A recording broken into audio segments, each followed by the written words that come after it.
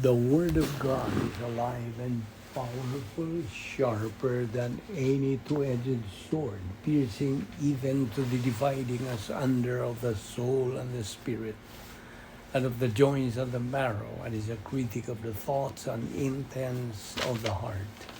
All Scripture is God-breathed and is profitable for doctrine, for reproof, for correction, for instruction in righteousness, that the man of God might be mature, thoroughly furnished unto all good works. The entrance of thy word giveth light, it giveth understanding to the simple. Welcome once again to our daily doctrinal Bible study through the Vic Balbido Evangelistic Ministry. Today we will continue, and I think we can finish this up. This particular doctrine that we are concentrating on, entitled Psalm 23. Okay? So without much ado, let us start.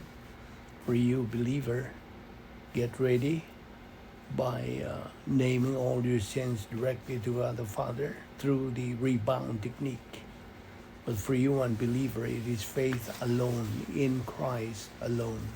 Acts 16:31 says, believe on the Lord Jesus Christ, and thou shalt be saved. Okay, now, yesterday we said that David said, I have abandoned everything. Everything is all gone. But when I look at the source of all those things, I also know that I cannot lack for anything. Well, what was David's focus? Or what is he trying to point out? What's David's focus, or what he was trying to point out, is also what you're supposed to do as a believer. That at the time everything is taken away from you, please look at this very well.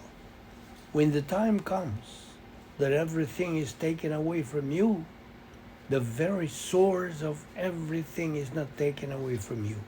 The source is still there. And the source is who? God. Always remember this. God never cancels his provision for you in everything that you need every day. Despite evil deeds, despite personal sins, despite doing human good, he never cancels his provision. God never removes all the provisions that he gave you because he knows you need them every day. If ever he removes all of those provisions from you, again, what do we have? We have the source.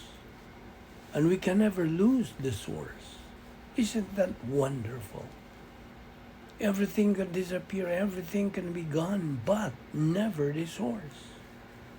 The source is always right there with you. Now, you know what happened to Job? You remember Job? Everything was gone, including all his 10 children. Just try to imagine that. Not only Job's 10 children were gone, everything was gone. His properties, wealth, practically everything he got, even his own wife turned away from him.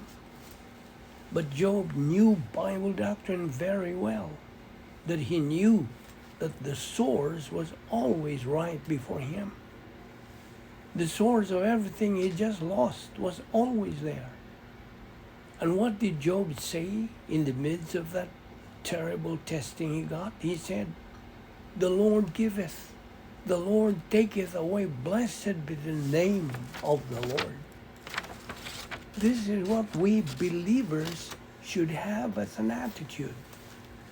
You know, God has a plan for you as a believer. That's why you are still breathing.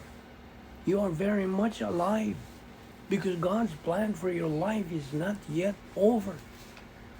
That very plan of God for your life becomes so clear to you only when you persistently study God's Word.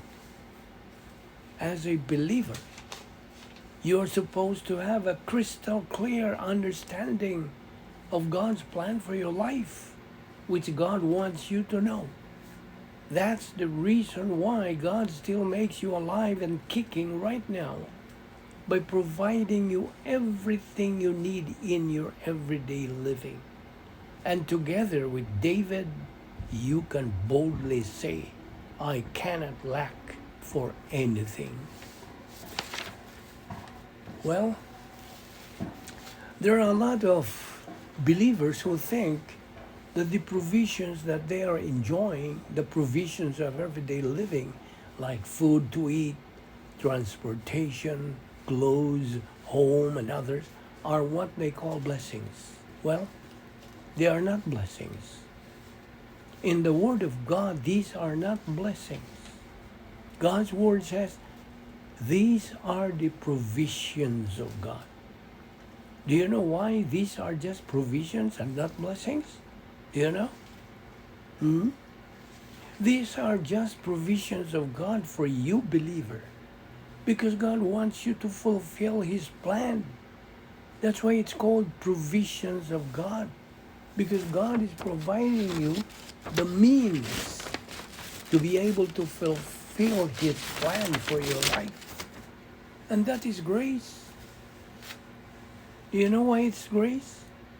It is grace because although we don't deserve it, God continues to provide you your needs. That is God's faithfulness. Now, in the second part of this text, verse 2, He causes me to lie down in green pastures. Now, do you know what this verse means? Well, if we really look at the real sheep, this is a picture that the sheep has finished eating and that it is lying down. In other words, it is fully satisfied with what it is just eaten. It's just relaxing. At the same time, it's still chewing its food with full tummy. It's relaxed. The sheep is relaxed with no fear, without any worry whatsoever. And this means that this sheep, because of its favorable and relaxing condition, is apparently growing. You believer, where do you think can we place you to be able to say you feel relaxed without any worry or fear whatsoever? Where do you think can we place you? Well, we can place you only in one place. In the place where pastures are green. That's what God provides you to go. The Word of God that's being taught to you every day. You want to lead a good Christian life, and you say, a good Christian life is to be the following. People have nothing to criticize about me. I have no vices. People have nothing to say against me. I have no enemies, etc. These are the things that make me a good Christian. Well, people are praising me, you would say. People would say I am a good person.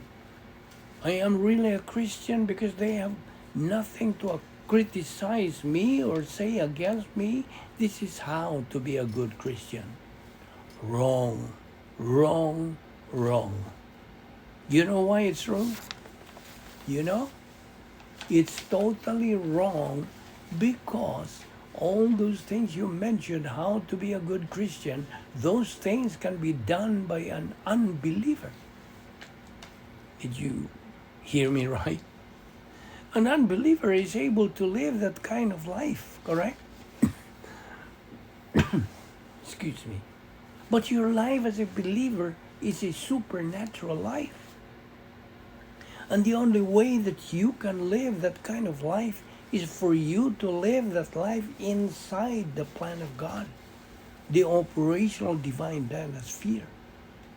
Continuing and persistently keeping on studying the Word of God which is the food that God prepared for you within that green pasture, which is His plan.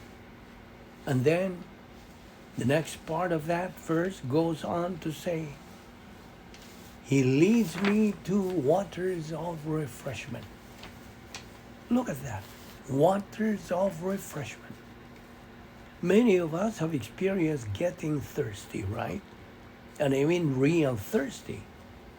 And at that very moment you feel so thirsty, you would quickly grab a bottle of cold water, drink to your heart's content. After you have drunk it, what would you feel?